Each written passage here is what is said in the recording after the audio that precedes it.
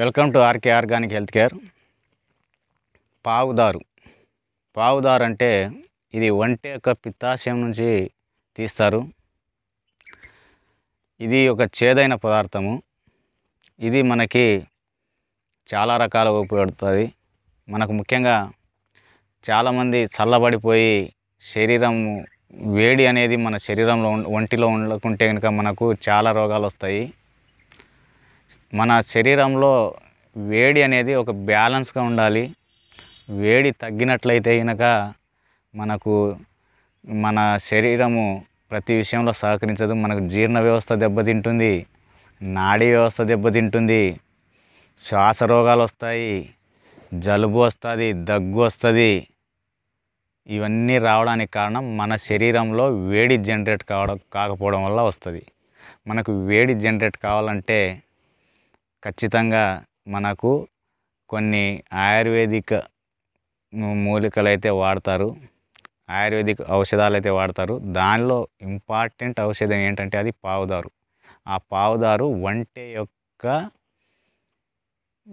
పిత్తాశయం దానిలోంచి దీన్ని సేకరిస్తారన్నమాట. అయితే ఇది శరీరానికి తొందరగా ఉత్తేజపరుస్తుంది. వేడి అనేది మనకు తొందరగా కలుగజేసేటువంటి ద్రవం అన్నమాట. దీన్ని కూడా మనము సేమ్ వాటిలాగానే అన్నిటిలో వాడచ్చు. తమలపాకు ద్వారా వాడచ్చు. తమలపాకు రసంలో తాగాలి దీనికి. తర్వాత తులసి ఆకు రసం నుంచి ద్వారా కూడా తీసుకోవచ్చు. ఈ విధంగా దీన్ని మనము 2 రకాలుగా తీసుకోవచ్చు. తర్వాత దీన్ని వేరే ఔషధాల్లో నాటు మందులు తయారు చేసే దానిలో కానీ ఈ ఔషధ గుణాలు మనము ఆయుర్వేదిక్లో ఇది చాలా ముఖ్యమైన పాత్ర వహిస్తుంది. ఇవి మనకు ఈ యొక్క పావుదారు నుంచి తెలుసుకోవాల్సింది. చాలామందికి కస్తూరి ఒకటే కొంతమంది తెలుసు. చాలామందికి ఈ పావుదారు అనేది, తర్వాత ఈ జున్ను అంటే ఏంటి, తర్వాత గోరోజనము, తర్వాత కస్తూరి, ఇవన్నీ తెలిసి ఉండాలి. ఇవన్నీ రిలేటెడ్ ఇవన్నీ అందుకు కాబట్టి మీకు ప్రతిరోజు ఒక వీడియోలో చెప్పి మీకు అన్నీ పరిచయం చేస్తున్నాను. ఇంకా చాలా రకాలుగా మీకు పరిచయం చేసి తర్వాత నేను ఆయుర్వేదిక్ మందులు ఎలా తయారు చేసుకోవాలి, ఏమేమి కలుపుకొని ఎలా తయారు చేసుకోవాలని చెప్పి మీకు ప్రతి ఒక్క విషయం మీకు కంపల్సరీగా చెప్తాను. ముఖ్యంగా మనకి ఏదైనా సరే జబ్బు రావడానికి కారణం ఏంటంటే వాత, కఫ, పిత్త.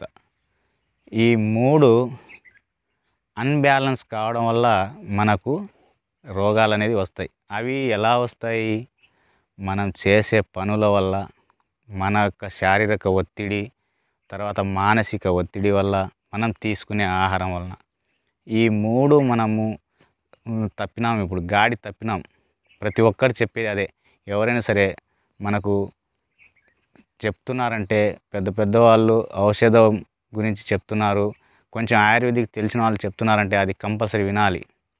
ఎందుకంటే మనకు ఏది పడితే అది తినడం, ఏ ఆహారం హోటల్లో పోయి తినడము, ఇక్కడ అక్కడ ఏందంటే అంత కల్తీ.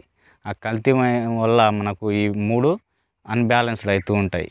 దానివల్ల మనకు తొందరగా జబ్బులు అనేది అటాక్ అవుతూ ఉంటాయి. ఈ బీపీ రావడం కానీ, షుగర్ రావడం కానీ, తర్వాత నాడీ వ్యవస్థ దెబ్బతినడం కానీ. నాడీ వ్యవస్థ అంటే ఏం లేదు, మనకు వచ్చేది ఈ మూర్ఛ వ్యాధి, తర్వాత మనకు ఈ సచ్చుపడిపోవడం, వాతం వల్ల కొన్ని పశ్చవాతం కొట్టడం, తర్వాత ఇలాంటివన్నీ వస్తూ ఉంటాయి. అది ఒకటి.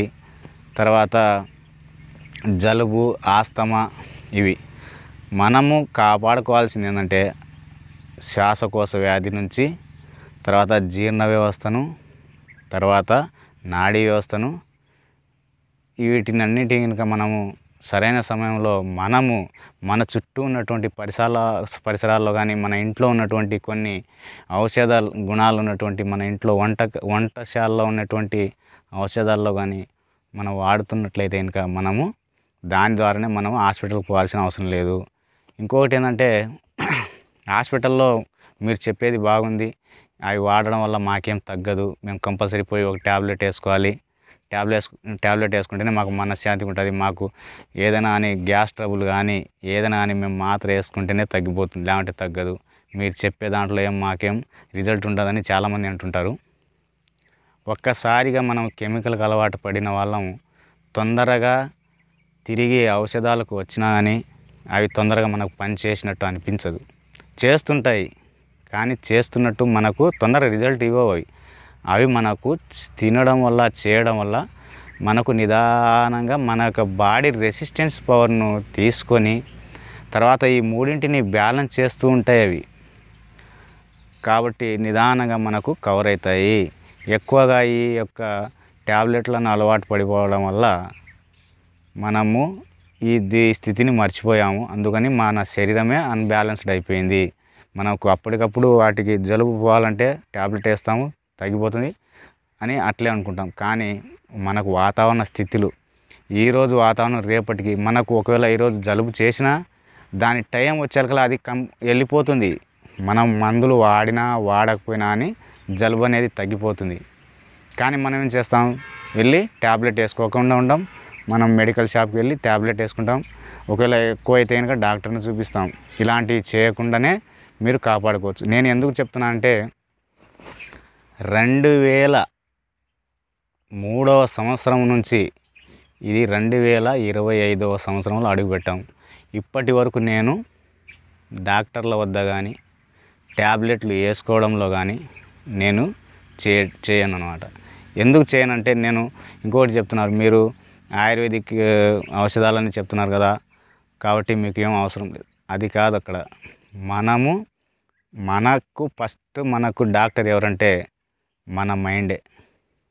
మన మైండ్ సెట్ని ఎప్పుడైతే కనుక ఫ్రీగా పెట్టుకుంటామో, మైండ్ ఎప్పుడైతే టెన్షన్ పడకుండా ఉంటుందో, పని చేయండి. పని చేసే దాంట్లో వర్త్లో చేసే మైండ్ స్ట్రెస్ వేరు, మనం భయాందోళనతో మనం భయపడుతూ మనం మానసికంగా పెట్టే వేదన వేరు.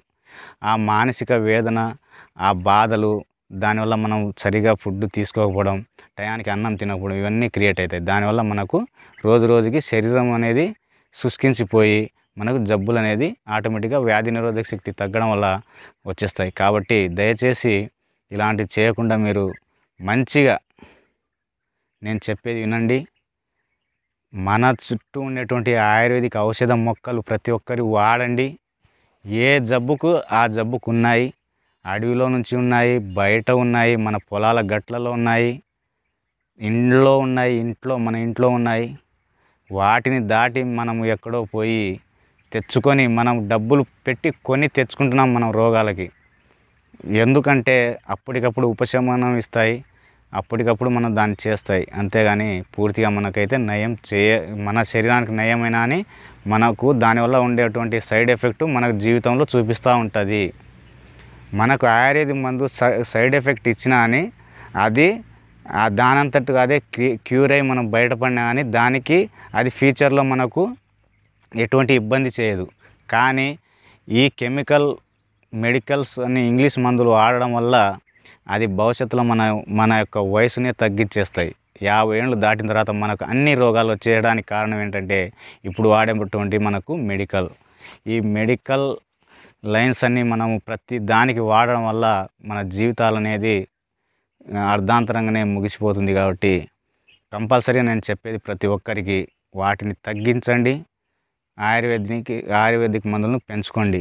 ఆయుర్వేదిక్ మందుల్లో మన చుట్టూనే మనం సేకరించుకోవాలి. నేను తెచ్చిస్తేనే మీరు వాడేదనే కాదు, మీరే కనుక్కోవాలి ఏ మొక్క దేనికి ఉపయోగపడుతుంది, మీ నేచర్లో ఎక్కడ ఉపయోగపడుతుంది. ఇలాంటివన్నీ మీరు సెర్చ్ చేసుకోండి, వెతికి మీరు దాన్ని వాడుకున్నట్లయితే కనుక మీకు మంచి రిజల్ట్ ఉంటుంది. ప్రతి దానిలో అప్పటికప్పుడే ఏది రిజల్ట్ అవ్వదు. మనం దానికి తగ్గట్టు వాడాలి. మనం దానికి ఏది తినకూడదు అది తినకూడదు. మనం వాడేసిన తర్వాత మాంసము, వేడి వస్తువులు, మనకు చల్లదనాలు అన్నీ తింటా ఉంటే కనుక ఏది పోదు. మనం దానికి కొన్ని నియమాలు పాటించాలి. ఏదైనా సరే ఆయుర్వేదిక్ మందులు వాడేటప్పుడు మనకు పథ్యం అంటే ఏం లేదు. వెల్లుల్లి కారంతో తినడమే పథ్యం. వెల్లికారం అంటారు. ఆ వెల్లుల్లి కారం నువ్వు వాడేన్ని రోజులు ఆ వెల్లుల్లి కారం నీకు జలుబు చేసినప్పుడు ఈ జలుబుకు సంబంధించినటువంటి మేము చెప్పేటువంటి ఏ మందైనా సరే మీరు వాడేటప్పుడు వెలిగారం తింటే కనుక మీకు అది కంట్రోల్ అయిపోతుంది. 2 రోజులు 3 రోజులనే అయిపోతుంది. ఇంకా వేరే మందులు వాడాల్సిన అవసరం లేదు. ఇలాంటివి చాలా ఉన్నాయి, మీకు చెప్పుకుంటూ పోతే నాకు వీడియో కూడా సరిపోదు. నేను అప్పుడప్పుడు సమయ సందర్భాన్ని వచ్చినప్పుడల్లా మీకు కంపల్సరీ చెప్తాను. అవి వినాలని చెప్పేసి ఆశిస్తున్నాను. అదండి. థ్యాంక్ యూ అండి. బాయ్.